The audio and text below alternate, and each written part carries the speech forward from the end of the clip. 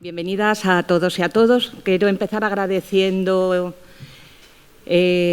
a Casa de América que nos haya recibido en su sede y así como la intervención desinteresada de nuestros invitados e invitados y, por supuesto, vuestra presencia. Antes de comenzar esta mesa, donde vamos a hablar de homofobia y transfobia en Centroamérica, quiero recordar que este año conmemoramos el 50 aniversario de Stonewall. Una revuelta donde fue muy importante la presencia latina e hispana, no solo en la revuelta, sino en todo el activismo, el primer activismo que surgió de ello.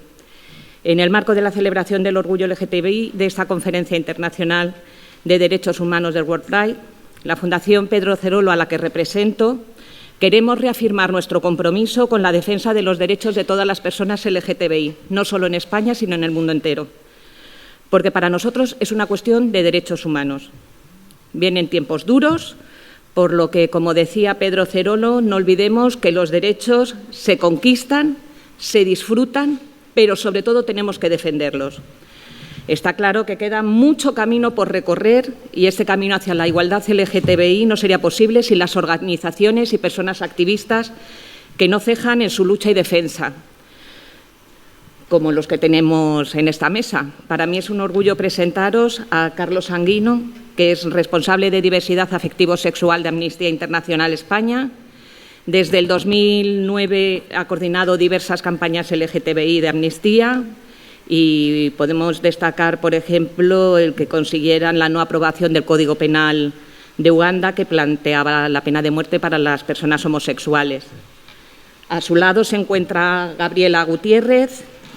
Es una mujer lesbiana, intérprete de inglés, es una mujer refugiada de El Salvador y está muy comprometida con todos los derechos LGTBI de las personas refugiadas.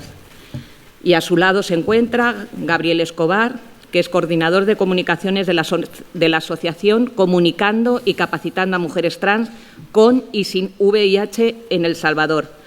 Su trabajo está centrado en promover la protección de las personas LGTBI en condiciones de vulnerabilidad, como las que están privadas de libertad, migrantes, desplazadas por la violencia y personas LGTBI de comunidades. Pues no nos demoramos más y le paso la palabra a Carlos para que inicie. Cuando acaben sus intervenciones daremos un turno para que podáis preguntar lo que queráis. Adelante, Carlos. Hola, muy buenas. Se me escucha más o menos bien, ¿verdad? Perfecto.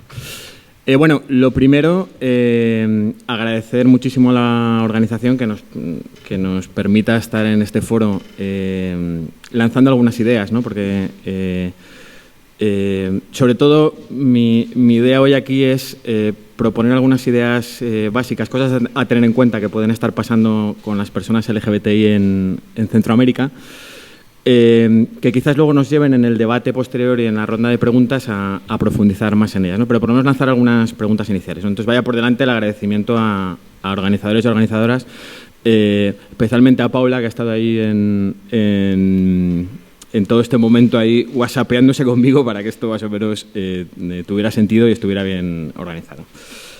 La verdad es que cuando se nos planteó la posibilidad de venir aquí a hablar sobre la situación de las personas LGBTI en Centroamérica, yo pensaba, ¡joder, qué difícil esto! Porque la situación no es nada fácil para las personas LGBTI en Centroamérica, como a nada que conozcáis un poco el tema, como podréis imaginaros, ¿no? A mí aquí hoy me gustaría lanzar 3 ideas que yo creo que pueden ser fundamentales y que yo creo que pueden dar elementos de debate en relación con lo que puede estar pasando ya y cómo podemos mejorar la situación, ¿no? La primera idea que me gustaría lanzar en relación con lo que puede estar sucediendo en países como Honduras, Guatemala, El Salvador, Nicaragua y las personas LGBTI es que es una situación un poco atípica, porque si pensamos en el mapa global del planeta, pensamos dentro de todos los países del mundo, ¿cómo está la situación respecto a las personas LGBT? Pues sobre el papel Centroamérica no es de los lugares más problemáticos o más graves, ¿no? Por lo menos en cuanto a leyes se refiere, ¿no? Si vemos, por ejemplo, los datos de ILGA, que es la organización que habitualmente todos los años nos da el reporte, ¿no? Y el mapa, que me lo he traído aquí, por cierto, para que lo veáis, de cómo está la situación a nivel mundial, nos encontramos con que actualmente hay 70 países que penalizan la homosexualidad en todo el mundo. Y de esos 70 países, los puntos rojos se concentran sobre todo en Asia y en África, no en Centroamérica. Si viéramos este mapa, que no sé si lo podéis ver desde aquí, pero veis que el rojito está sobre todo en Asia y en África y que está muy poco en Centroamérica, que está, digamos, en la parte azul, ¿no? Incluso podríamos decir que sobre el papel hay países de Centroamérica, como por ejemplo Nicaragua, que tienen cierto grado de protección contra la discriminación a personas LGBT. Pero, sin embargo, cuando vamos más allá de las leyes, nos encontramos con que en realidad la situación que viven las personas LGBT en países como Honduras, Guatemala, El Salvador, Nicaragua, es terrible, es una situación que se enfrenta diariamente con la discriminación y con la violencia, y que conviven habitualmente con situaciones muy dramáticas en lo personal y situaciones de gran gravedad y que suponen graves violaciones de derechos humanos, ¿no? Entonces, primera idea, las leyes no lo son todo en la vida, ¿no? En Amnistía Internacional nos preocupamos mucho de pedir leyes, porque yo creo que las leyes son muy importantes y porque las leyes te dan un amparo legal, y cuando se produce una violación de derechos humanos te permiten ir a un tribunal a denunciarlo, entonces son muy importantes. Y en el caso LGBT lo son más, porque una ley está transmitiendo a la población lo que es correcto y lo que no es correcto, ¿no? Entonces, cuando vemos, por ejemplo, situaciones terribles, como que, por ejemplo, países africanos y no africanos, asiáticos, ¿no? Condenan la homosexualidad con pena de muerte, se está lanzando cárcel durante muchos años, se está lanzando un mensaje a la población de que evidentemente la homosexualidad es algo aberrante y que hay que acabar con ella, ¿no? Entonces, en realidad son muy importantes. Esto no sucede en Centroamérica, pero aún así nos encontramos con un caldo de cultivo terrible. Entonces, primera idea, en Centroamérica no nos encontramos con leyes que penalicen gravemente la homosexualidad, pero aún así tenemos un problema grave. Pasamos a la segunda idea, que yo creo que es la consecuencia lógica de la primera.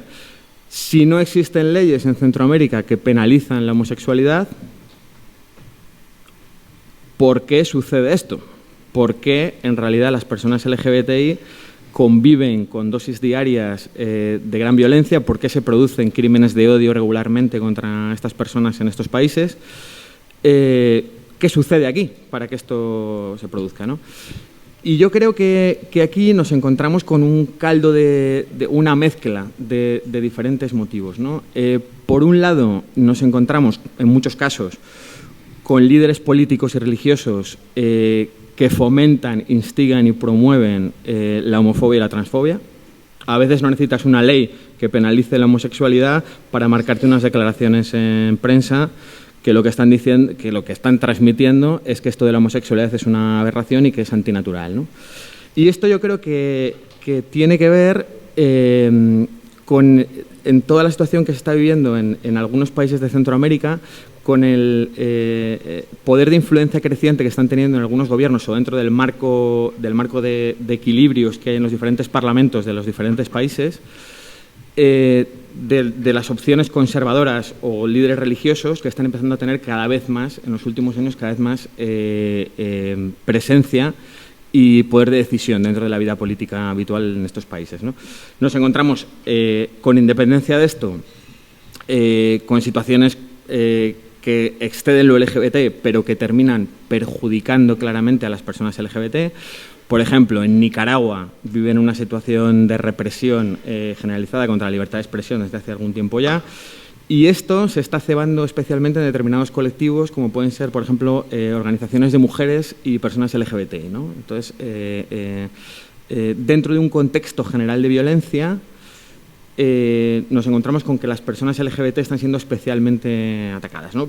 Por ejemplo, casos como el de El Salvador, donde nos encontramos con que las personas LGBTI sufren violencia institucionalizada por parte de la policía con mucha regularidad. Y esto sucede desde hace algunos años ya con total impunidad. Digamos que luego nos contarán sobre esto, pero digamos que en El Salvador a un policía le sale bastante barato realizar violaciones de derechos humanos contra personas LGBT. Y, por ejemplo, casos como el de Guatemala, que también nos encontramos grandes elementos de violencia policial, y en El Salvador añadimos el problema también de las maras, ¿no? que en numerosas ocasiones, por una serie de cuestiones, se ceban y las personas LGBTI sufren grandes niveles de violencia. Pensemos que en países como Guatemala, El Salvador o Nicaragua, lo que nosotros podemos estar viendo en cuanto a cifras es solo la punta del iceberg de lo que realmente puede estar pasando en cuanto a crímenes de odio contra personas LGBT y asesinatos contra personas LGBT, ¿no? A mí no me gusta mucho hablar de datos porque los datos son necesariamente incompletos, y más cuando hablamos de países como Honduras, Guatemala o El Salvador, donde en realidad los propios gobiernos no tienen una recogida de datos especialmente exhaustiva primero, de la gran violencia y criminalidad que sufren estos países, porque sufren una gran violencia de forma habitual, y tampoco hay grandes datos de hasta qué punto esto está afectando a las personas LGBT. No hay un desglose, generalmente. La policía normalmente cuando se produce un crimen no anota, no chequea una casillita en la que dice esto se ha producido porque ha sido un crimen de odio. Entonces no tenemos grandes datos, ¿no? Hay una organización que es la Organización de Personas Trans Asesinadas, que trata de hacer un muestreo de lo que pasa a nivel internacional y cuyos datos utilizamos y explicamos como oro en paño, ¿no?, en las diferentes organizaciones, pero que no son más que un pequeñísimo reflejo de lo que puede estar sucediendo en realidad, ¿no?, que probablemente está habiendo muchos más asesinatos. Por ejemplo, en el caso de Honduras nos encontramos con que hubo entre 2009 y 2017 al menos 264 asesinatos de personas LGBT. Al menos, porque mi opinión personal es que puede haber habido muchos más que no hayan sido censados, ¿no? Por ejemplo, en El Salvador, solo entre enero y septiembre de 2017 nos encontramos con 28 ataques graves contra personas LGBT, la mayor parte de ellos asesinatos. Y, por ejemplo, en Guatemala, en el 2016, hubo 40 asesinatos de personas LGBT, también la mayoría contra personas trans. Siempre teniendo en cuenta lo que he comentado, que el contexto de criminalidad y violencia que sufren estos países es muy grande y resulta tremendamente complicado poder discernir lo que es un crimen de odio de lo que no lo es, y por supuesto no existen procedimientos claros para que la policía pueda chequear y anotar lo que está sucediendo aquí, ¿no? Entonces, segunda idea, lo cultural y lo social trasciende a lo legal en estos países. Existen problemas que hacen que las personas LGBT convivan con discriminación y violencia habitualmente, que sean en muchos casos aislados por sus propias familias, porque existe un clima social para ello, y que esto muchas veces se vea respaldado por líderes políticos y religiosos y por un clima social que claramente lo favorece. Y pese a ello, a mí sí que no me gustaría que nos quedáramos con la parte dramática del asunto, que la hay mucho, ¿no? Y digamos que las organizaciones de derechos humanos para eso estamos, para también poner el dedo en la llaga, el dedo en la llaga sobre todo en la parte dramática. Pero no solo nos quedemos en eso, porque aquí nos encontramos con historias de personas LGBT, activistas LGBT, que tienen claros ejemplos de resistencia y de resiliencia muy potente, y que consiguen sobreponerse a todo esto que está sucediendo y dar lecciones de vida absolutas, ¿no? Que yo creo que luego vamos a poder centrarnos también un poquito en esto cuando Gabriel y Gabriela entren un poco en la parte de testimonios personales, ¿no? Pero yo creo que sí que es importante que nos quedemos también, sobre todo, no solo con lo dramático, sino también con la parte de resistencia que supone el movimiento LGBT organizado que puede estar sucediendo, que puede estar surgiendo y que puede estar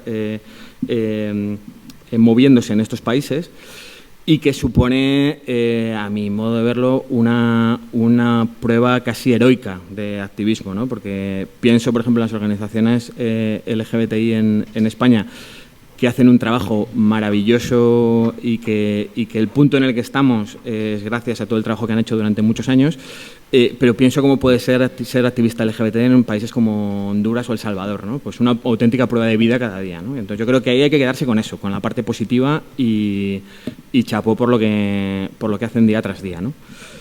Y luego me gustaría contaros la tercera idea. Estas violaciones de derechos humanos que sufren estas personas no se quedan en sus países de origen, ¿no? En Guatemala, El Salvador o Honduras o Nicaragua, ¿no?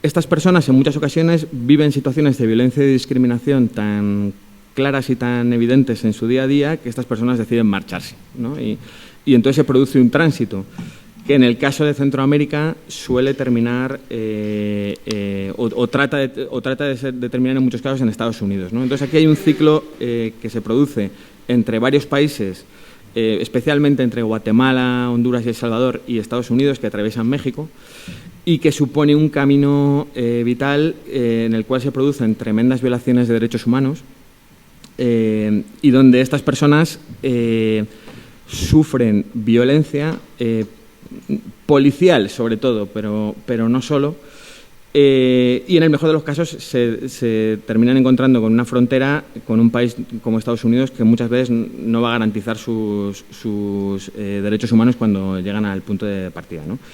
Aquí es interesante pensar que cuando una persona decide tomar esta decisión, abandonar su familia, sus amigos, su casa, para escapar y tratar de buscar una vida mejor, lo hace, punto uno, porque cree que su situación ya es límite y se tiene que marchar de allí y no queda mucha más opción, ¿no? Nadie se marcha porque quiere, sino te marchas porque no te dejan vivir en el lugar en el que estás viviendo. Te marchas, decides iniciar el camino, te encuentras con multitud de obstáculos en ese camino. Estas personas sufren en muchos casos violencia física por parte de fuerzas de seguridad en sus propios países. En México se han documentado muchos casos de violencia por parte de la policía y del ejército. Y luego llegan a Estados Unidos y generalmente su lugar de llegada es un centro de detención donde no se garantizan en absoluto sus derechos humanos, ¿no? Ni nadie les suele informar de que existe la posibilidad de solicitar asilo porque han sufrido violaciones de derechos humanos. Tienen unas condiciones en las cuales no se garantizan ni sus derechos básicos, su derecho a la educación ni su derecho a la salud, y esto en las personas trans, como sabéis, tiene especial relevancia. Y en muchos casos no tienen procedimientos legales garantistas que les permitan por lo menos encarar el proceso legal que van a tener que estar viviendo allí con un mínimo de garantías.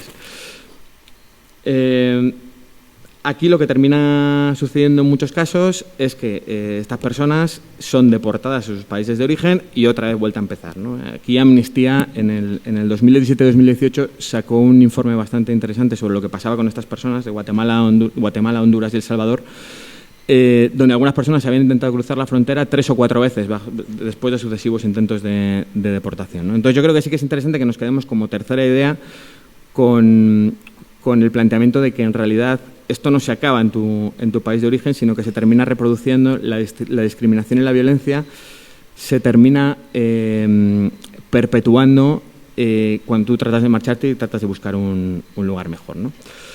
Esas eran las 3 ideas que quería transmitiros. ¿Qué se podría hacer para mejorar esta situación? Que yo creo que también podríamos hablar luego sobre ello.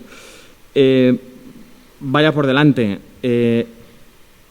Para empezar, tratar de fortalecer y apoyar lo que están haciendo las organizaciones LGBTI en el terreno, que yo creo que tienen un papel fundamental para tratar de mejorar la situación.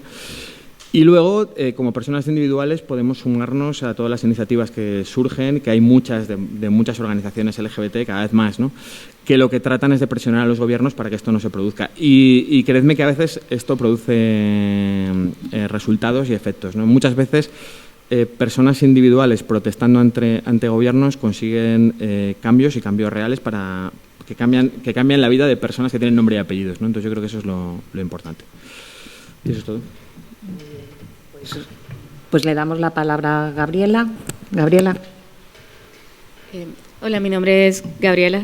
Creo que se escucha bien. Trabajo actualmente de intérprete y hace poco empecé a involucrarme en participar en ese tipo de actividades para poder visibilizar un poco el fenómeno de el pedir refugio y el de estar en la comunidad LGBT en El Salvador específicamente o en toda Centroamérica. Como dijo él, es muy difícil hablar acerca de cifras porque normalmente son muy parciales. Específicamente en el tema de las lesbianas, la mayoría en El Salvador tratan de no visibilizarse mucho para poder evitar la discriminación. Entonces, especialmente en el Triángulo Norte, que sería Guatemala, Honduras y El Salvador, como se conoce, es una región muy violenta por el tema de las pandillas, que se origina más que todo en El Salvador. Entonces, eso causa que haya mucha violencia, que las cifras de homicidios sean similares a lugares donde hay algún tipo de guerra civil, y también a que se cubra mucho las cifras y que se trate de maquillar. Entonces, esa situación de peligro de inseguridad se agrava especialmente en la comunidad LGBT por el hecho de que no existen, como dice él, como cifras específicas de ellas, y es un grupo social más vulnerable. Entonces, la mayoría de personas, como ya se conoce, tratan de no, por ejemplo, de no denunciar o tratar de resolver o solo huir de esos problemas porque no hay una confianza en las instituciones en las que se pueda llevar un caso o poder denunciar y que esas vayan a quedar, se logre hacer justicia. Normalmente quedan impunes. Entonces, la mayoría de personas lo que tratan de hacer es emigrar o buscar otros lugares. Entonces, bueno, yo realmente no tengo mucha experiencia en eso, no me había identificado mucho con las luchas sociales porque había tenido una vida bastante cómoda, pero al tocarme la fibra, o sea, al tener que pasar por eso y tener que venir acá y vivir ese proceso, entonces ha sido como un llamado de atención de poder visibilizar ese tipo de causas, especialmente hablando de lesbianas en El Salvador, que trata de ser, como le digo, un poco de no identificarse mucho para no poder no tener ese tipo de consecuencias o sufrir ese tipo de situaciones. Y actualmente estoy trabajando en un proyecto con algunas entidades LGBT para poder cambiar un poco la sensibilización de poder empoderar a los refugiados y hacer una sensibilización un poco más positiva por la situación social y política que se está pasando actualmente. Ok, buenos días. Mi nombre es Gabriel Escobar, tengo 23 años y soy un hombre trans. Es la primera vez que visito Madrid, así que me ha gustado mucho su país. Para hablarles un poco sobre la homofobia y transfobia, principalmente de la transfobia, porque yo soy una persona trans y les puedo hablar de la perspectiva de las personas trans de El Salvador. Particularmente en Centroamérica y creo que en casi toda Latinoamérica, lo que pasa es que están surgiendo muchos grupos conservadores, fundamentalistas y religiosos. En El Salvador hay un grupo dominado por, digamos, la clase alta, política y económica del país, que se llama Sí a la Vida, que está en contra de todos los derechos, en contra del aborto, en contra del matrimonio igualitario, en contra de la ley de identidad, en contra de los derechos sexuales y reproductivos, está en contra de todo. Y, o sea, no es...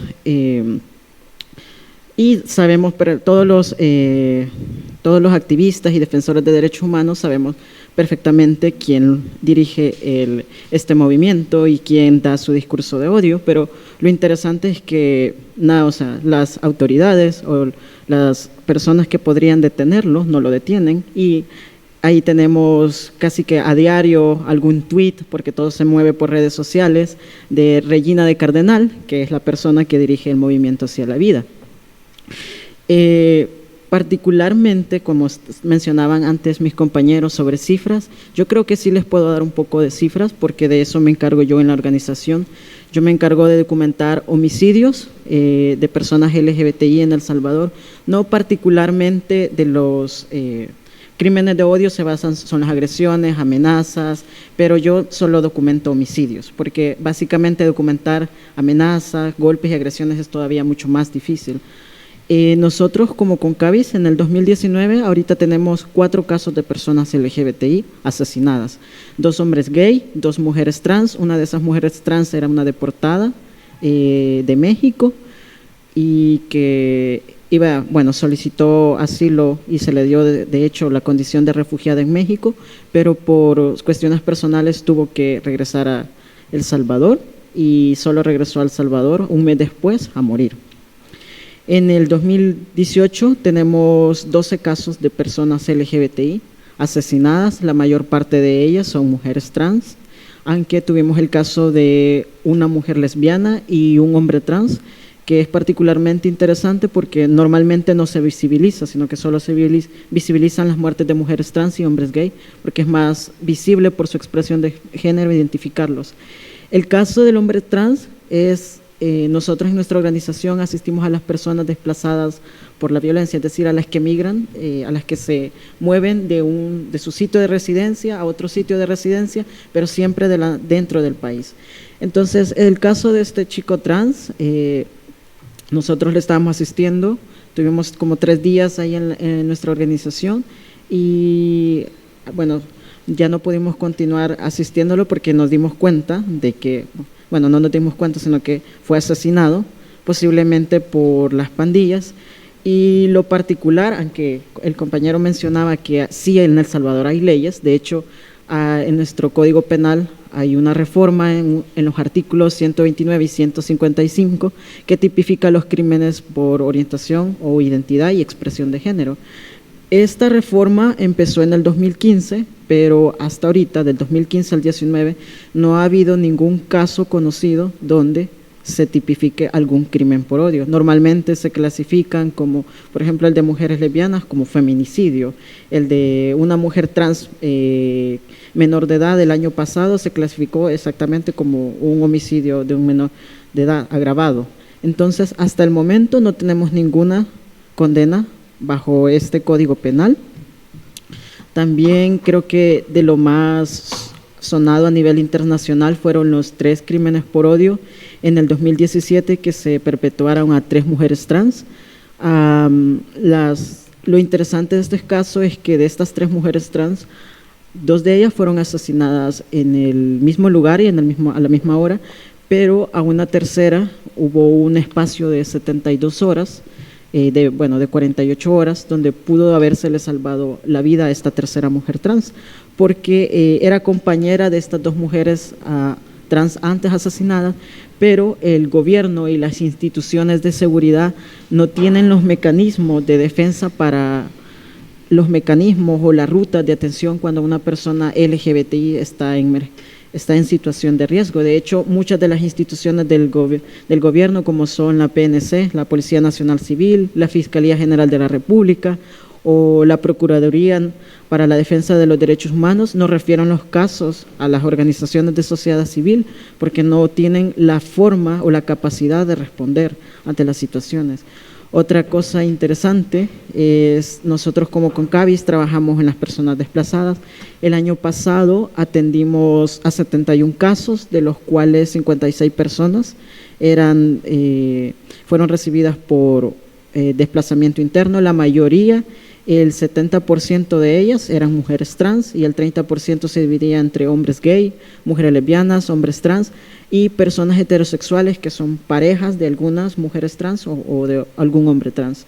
El 85% de estas 56 personas huían de la violencia perpetuada por las pandillas, algunas habían sido simplemente amenazadas o agredidas, algunas habían tenido intentos de homicidio y El resto sí fue perpetuado por instituciones de seguridad nacional, Policía Nacional. Allá en El Salvador, para reforzar la seguridad, entre paréntesis, la Fuerza Armada, los militares también están en las calles para, según las instituciones de gobierno, proteger a las personas LGBTI. También sobre las leyes que mencionaban, bueno, esa es la única ley que yo conozco. Luego hay políticas internas, por ejemplo, del Ministerio de Justicia, hay una política de atención a personas LGBTI que se está intentando aplicar, salió en el 2017, pero todavía se está intentando aplicar. Hay un protocolo también de atención a personas LGBTI de centros penales.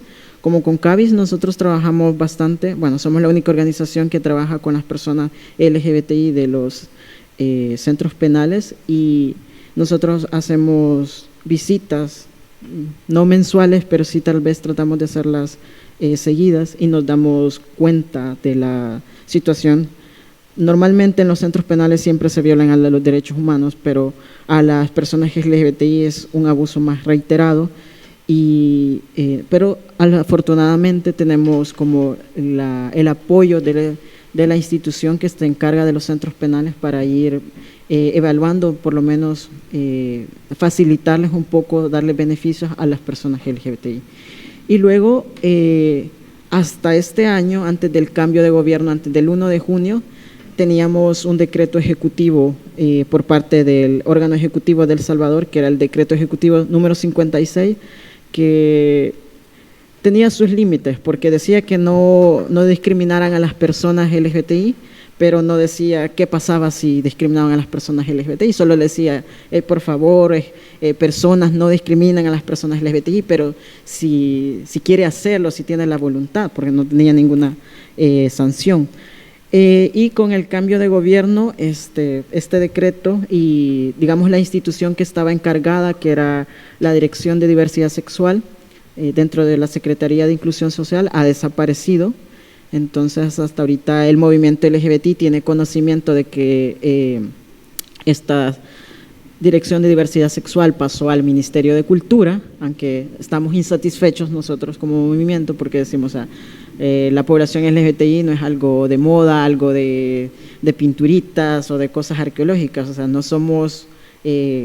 no creemos que el Ministerio de Cultura pueda apoyar de forma integral a las personas LGBTI, pero estamos a la expectativa de qué es lo que más puede pasar. También con la situación del cambio social y cultural, pues uno creería que después de durante los últimos 10 años tuvimos pero sí parcialmente apoyo de los gobiernos. Uno creería que el imaginario social de las personas ha cambiado, pero el día sábado, que fue la marcha en El Salvador, fue sorprendente los detractores que aparecieron y afortunadamente nosotros tenemos el acompañamiento de la PDH y la Policía Nacional y no se vieron agresiones, pero sí hubo en las redes sociales, en los periódicos online, sí se puede evaluar el odio literalmente que nos tienen muchas personas hacia las personas LGBTI. Y gracias.